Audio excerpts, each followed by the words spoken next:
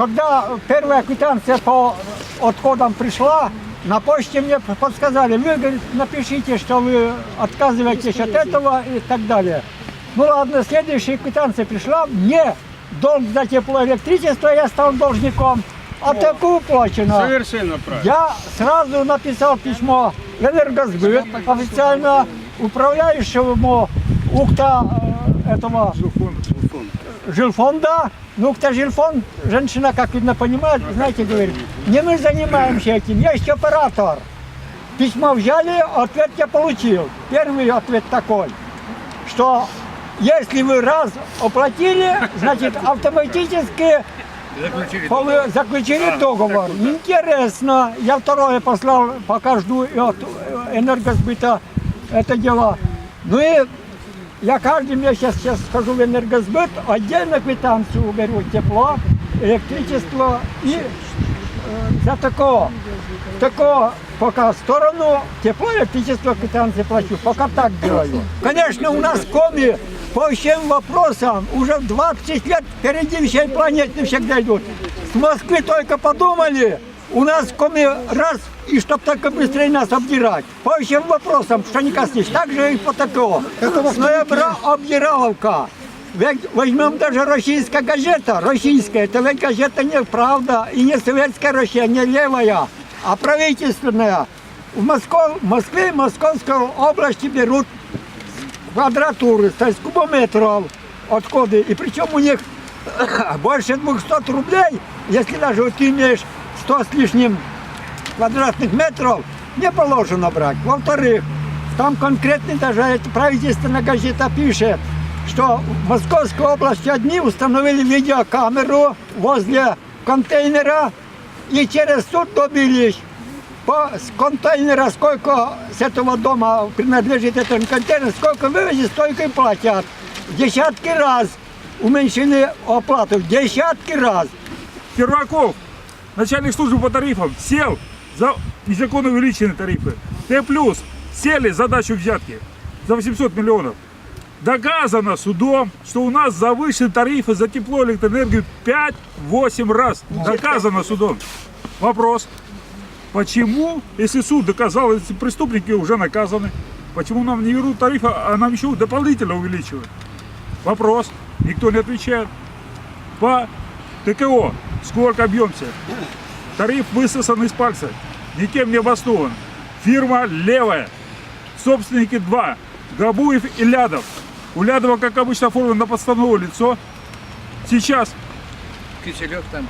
Киселев, жулик, который тоже деньги клейма оставит директором. Жулики, которые были посажены, у него список, который ответственный по районам. Все жулики, которые привлекались за коррупционные дела, все у него ответственные.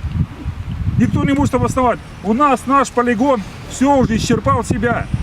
А нам собираются 6 районов вести. Куда это дальше?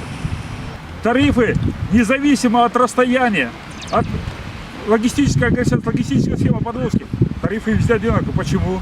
Если у нас в Ухте везут 6 километров, и за 500 километров везут одинаково, почему затраты? Вот стоит контейнер желтый для раздельного сбора мусора. Один на весь город. Не, их несколько. Дальше куда девается мусор раздельно собранный? Везде надо контейнеры. Самару везут. Опять же в тот же самый полигон опять будут складировать. Сейчас разрекламировано, что собственник Габуев, собственник завода глиняных кирпичах, продает собственнику регоператора помещение завода и создает пункт по сортировке мусора. Неплохо, за наши же деньги сам у себя выкупает. У нас нет ни одного договора, ни на одну коммунальную услугу. Ни у кого на руках нет письма заключен договор с существенными условиями. По электроэнергии, по теплу, по воде, по канализации должны быть существенные условия. Вода у нас дерьмовая. А в договоре должен цветность воды, запах воды, содержание вредных. Все это должно быть указано. Давление воды, напоры, перерывы, количество водомеров. Все должно быть в договоре. У нас этого нет. По электроэнергии то же самое. Электроэнергия никуда не годится у нас подача электроэнергии. Тоже. Также никаких нет условий. По канализации нет. И по теплу. Ну, сейчас все подорожало. Что же нам государство наобещало? Ой, уважаемые пенсионеры, мы вам с 1 января поднимем это самое пенсию. Подняли пенсию. А кто-нибудь из вас видел, чтобы, говорю, хоть вот на копейку подешевела продукция? Ведь на все буквально такие цены скаканули, что невозможно. Умудряются как, чтобы здорово не показывать. Раньше буханка хлеба стоила, там, значит, у нас сколько? 36-38 рублей. И теперь почти, ну, сейчас 37-38. Так там не килограмм, а 800 грамм.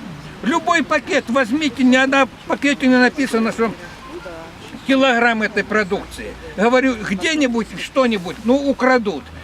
Так же и по бензину. Сейчас вот мы дождемся 1 апреля, когда скажут, тормоза спускаем, пускай занимаются этим самым бензином.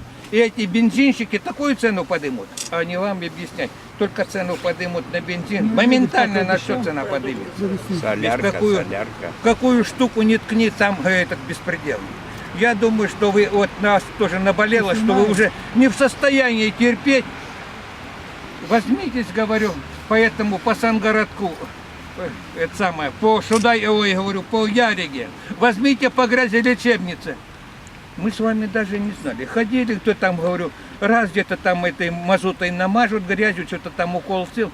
Нет, надо куда-то передавать. Это обязательно какие-то расходы, какие-то, говорю, и опять на наши плечи. И потом не найдешь концов. Спасибо, говорю, неравнодушные люди ходят, пытаются это остановить. И я говорю, куда ни коснись. Это вот явная провокация, что вот назреют у населения этот момент, они скажут, да пропадите вы пропадом, схватятся за вилы, говорю, и будут незаконные эти вот действия. Сколько уже людей сидело? Что, может быть, все-таки мы достучимся до правительства, достучимся до медвежонка, скажем, что так дальше не должно быть. Ребята, меняйте курс. Воров расстрел нафиг. Скажите, согласитесь, что так правильно говорю. Он наворовал там миллионы, говорю. Ой, 2 года ему там условно. Классика. Говорю, простите меня, детей нету. Пи***цев. 13 девочек изнасиловал ему пожизненно. И мы с вами его должны кормить, поить и обеспечивать охрану ему. В день обходится этот, говорю, уголовник 500 рублей. И я его уж пожизненно должен кормить, поить. Расстрел, и только расстрел. Да, грубо вроде скажете. Владимир Владимирович, какой ты жестокий. Ну так не должно быть, говорю. Проворовался, у всей семьи конфискация, а тебе вон там надо еще восстанавливать лес в Забайкале, где там вырубили. Правильно я говорю? Правильно. Люди, не терпите, выходите и выступайте, потому что будем молчать, нас запихнут в такую дыру, что невозможно.